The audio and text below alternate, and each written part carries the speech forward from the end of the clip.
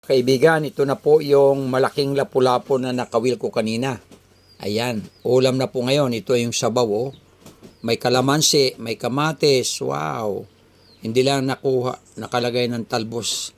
Pero ang sarap talaga ng sabaw. Ayan, ito na.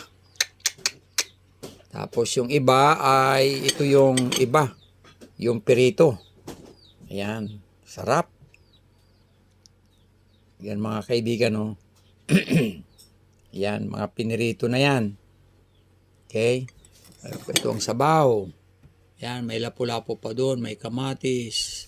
Sarap ng sabaw dahil mayroon pong kalamansi. Kaya, halina kayo. Kain na tayo, mahal ko mga kaibigan. Kailangang samahan niyo po kami sa aming pagkain at ating uubusin po itong lapu-lapong ito. Alam natin na masarap ito.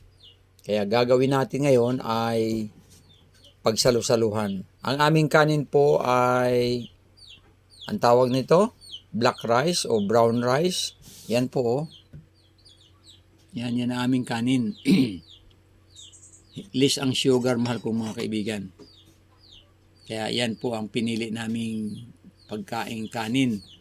Para hindi kami masyadong makakain ng maraming sugar at hindi kami maging diabetic. Ayan. Wow. Tapos, mayroon pa kaming karagdagang kakainin ngayon, mga kaibigan. Air fry.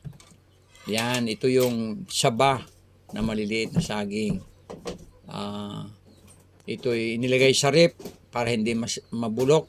At ngayon ay aming in-air fry. Ayan na. Wow. Sarap nito, mahal ko mga kaibigan. Yan, oh. Yan. Air fry. Doon sa air fryer. Inilagay ni Mami. Ayan. Ito na po. Masarap. Sarap na merienda po ito. Laging ganito ang ginagawa namin kasi maraming saba ay pag nahinog ay hindi namin maubos. So, ginaganito ni Mami. Binabalatan, tapos hatiin at iligay sa freezer. Pag gusto na namin kumain ng saging, ilagay sa air fryer. At ito na po. Ayan, oh. Sarap niyan. Nako, manamis-namis po yan. Kaya mahal ko mga kaibigan, ito na ang aming pagkain ngayon. Yan. Mahal ko mga kaibigan, samahan niyo po kami sa aming pagkain ngayon. Sabaw. At ang sausawan ay suka na may sili. Ayan. Yan, oh.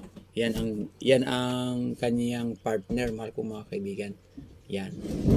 Yan mga buglasan na yan. Okay, so mahal ko mga kaibigan, balik tayo dito sa Lapu-Lapu. Talagang napakasarap ito. Salamat po sa inyong panunood. Suportahan po niyo ang inyong lingkod. Mag-follow, mag-like, mag-share. Salamat po. Bye-bye.